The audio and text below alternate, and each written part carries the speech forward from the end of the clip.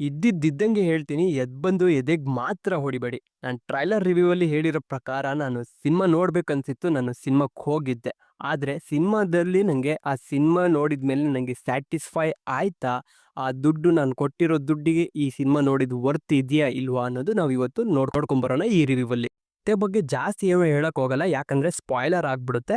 So ನಾನು ಹೇಳಕ್ ಇಷ್ಟಪಡೋದು ಇಷ್ಟೇ. ಸಿನಿಮಾ ನೋಡಿ ಖುಷಿ ಪಡೋಣ ಅಂತ ಅನ್ಕೊಂಡಿದ್ ಮುಂಚೆನೆ ಅಲ್ಲಿ ಸೇರಿರೋ ಜನ ನೋಡಿ ಫಸ್ಟಿಗೆ ಖುಷಿ ಪಟ್ಟೆ. ಯಾಕಪ್ಪ ಅಂದ್ರೆ ಈ ತರದ ಹೌಸ್ಫುಲ್ ಶೋಗಳು ನೋಡಿ ನಾನು ತುಂಬಾ ದಿನನೇ ಆಗಿತ್ತು. ಇವಾಗ ನಂಗೆ ಆ ಭಾಗ್ಯ ಸಿಕ್ತು ಅಂತ ಹೇಳಿದ್ರೆ ತಪ್ಪಾಗಲ್ಲ. ಇನ್ನ ಈ ಸಿನಿಮಾದ ರಿವ್ಯೂ ವಿಚಾರಕ್ಕೆ ಬರೋಣ.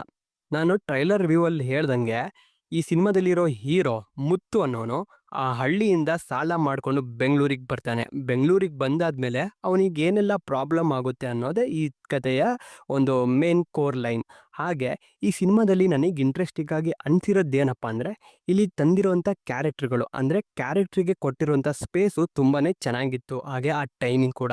ಹಾಗೆ ಈ ಸಿನಿಮಾದಲ್ಲಿ ಒಂದು ಎಕ್ಸ್ಟ್ರಾ ಆ್ಯಡ್ ಮಾಡಿದ್ರೆ ಅದು ಒಂದು ಗ್ಲೋಬ್ ಅಂದರೆ ಸೆನ್ಸೇಷನೇ ಆಗುತ್ತೆ. ಅದೇನಪ್ಪ ಅಂದರೆ ಒಂದು ಮ್ಯೂಸಿಕ್. ಹೌದು, ಚರಣ್ ರಾಜ್ ಅವರ ಮ್ಯೂಸಿಕ್ಕು ಸಿನಿಮಾದಲ್ಲಿ ಬಿದ್ದರೆ ಅದು ಇನ್ನೊಂದು ಸೆನ್ಸೇಷನ್ ಕ್ರಿಯೇಟ್ ಆಗುತ್ತೆ. ಅದು ಈ ಸಿನಿಮಾದಲ್ಲಿ ವರ್ಕ್ ಆಗಿದೆ.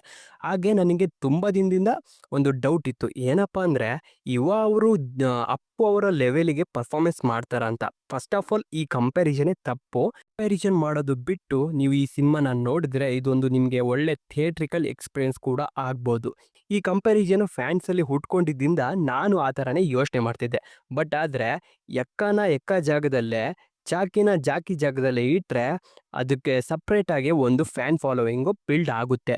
ಇವಾಗ ಜಾಕಿಗೆ ಹೇಗೆ ಫ್ಯಾನ್ ಫಾಲೋವಿಂಗ್ ಬಿಲ್ಡ್ ಆಗಿದ್ರೋ ಎಕ್ಕ ಸಿನಿಮಾಯಿಂದ ಯುವ ಅವರಿಗೂ ಒಂದು ಫ್ಯಾನ್ ಫಾಲೋವಿಂಗು ಬಿಲ್ಡ್ ಆಗುತ್ತೆ. ಹಾಗೆ ಈ ಸಿನಿಮಾ ಇದೆ.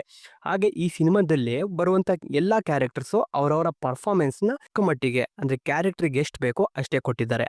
ಹಾಗೆ ರೋಹಿತ್ ಪದಕಿ ಅವರ ಈ ಸಿನಿಮಾ ಒಂದು ಗ್ಲೋಬಲ್ ಸೆನ್ಸೇಷನ್ ಆಗ್ಬೋದು. ಹಾಗೆ ರೋಹಿತ್ ಪದಕಿ ಅವರ ಈ ಸಿನಿಮಾ ನನಗಂತೂ ಇಷ್ಟ ಆಯಿತು. ನಿಮಗೆ ಹೇಗೆ ಅನಿಸ್ತು ನನಗೆ ಕಮೆಂಟ್ ಬಾಕ್ಸಲ್ಲಿ ತಿಳಿಸಿ.